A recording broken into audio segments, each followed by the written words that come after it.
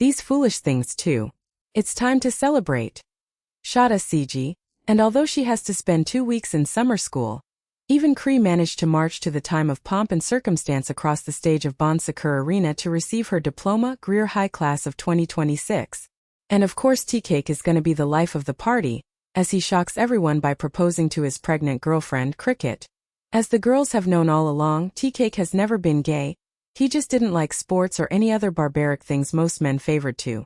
Also Carnegie is in town for her play sister's milestone. Especially Shada, whose diploma has been the first in their family since her great-grandmother, Rosina graduated in the late 1960s. Carnegie and her husband Asante moved their family out of town, first Charleston, South Carolina, then back to upstate Columbia where Asante is now a detective. Carnegie arrives to check in on the girls in her house, which she rents to the 3 of them on the low. The girls moved in during their senior year in high school, and managed to work part-time jobs and keep grades up enough to graduate. However, Cree, still playing at being overshelt after all the hell he has dragged her through 5 stages of this shit ain't right. Yet she still remains in the shadow at his every beck and call, until she is forced to finally face the truth, and that is that the truth ain't in Shelt. CG is still thriving away from her mom Keela. CG keeps remembering the argument Keela had with CG's dad, John, only hours before he was found murdered in a local motel. She keeps hearing her mom's words, "Go and don't you ever bring your ass back. I don't even want my name in your obituary when the shoes falls."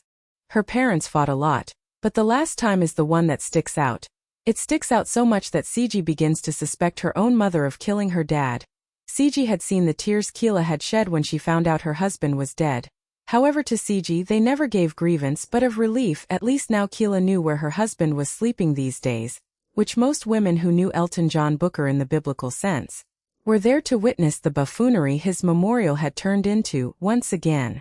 Thanks to Keela, all of these things would have been well and good, until CG trusts the wrong person with this theory.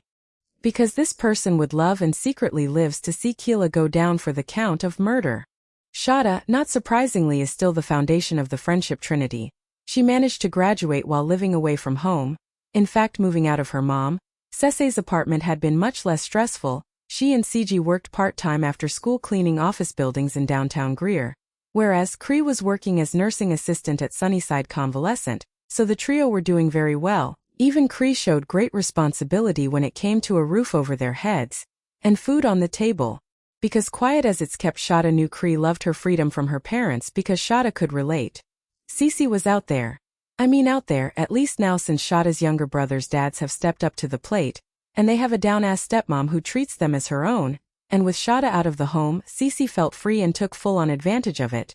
She started out by renting Shada's old room to a girl named Erin, whose boyfriend Lil Bam Bam lives up to his name as a low-budget ass kicker for his 2-bit jack-legged pastor Jory Jones.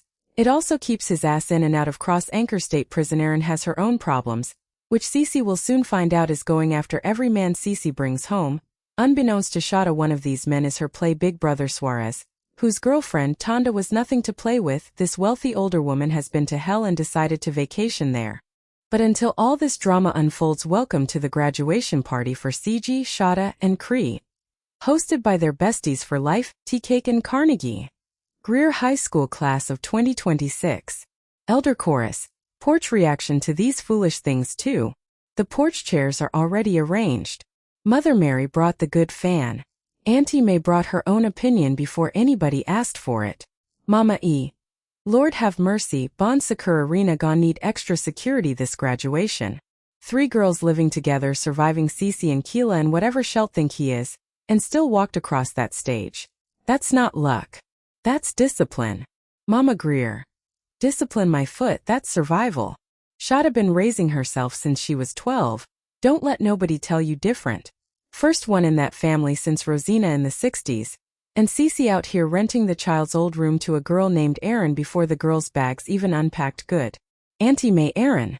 Baby, I heard Erin done already worked her way through half of Cece's company list. Suarez. Tonda gon' set Greer on fire, I'm telling you now, light a match and watch.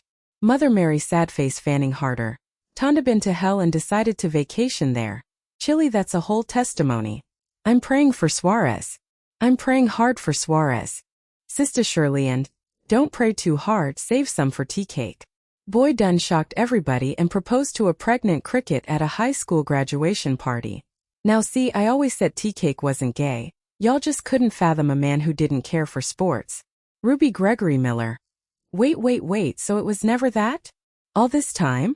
Cousin, the whole town had that boy figured wrong. Mama Greer. People love to decide who a man is before he even opened his mouth. Tea-Cake just liked peace and quiet. That's all that was. Mama, now Cree, that's the one that worries me. Marched across that stage for her diploma with Shelt's foot still on her neck. 5 stages of this shit ain't right. And she's still answering when he call. Sister Shirley and some women gotta go through every last stage before they get to the only one that matters. The truth ain't in him. Mother Mary, and she will get there. The Lord don't rush a woman's lesson, but he do let her sit in it till she's ready. Auntie May. Meanwhile CG over here playing detective with grown folks' business. Chili, you do not go around town theorizing your own mama killed your daddy and tell the wrong somebody. That is how you end up a witness at your mama's trial. Mama Greer. And Keela ain't even hide it good. Crying them relief tears at Elton John Booker's funeral while half his women in the church looking at each other like, girl, you too. Ruby Gregory Miller.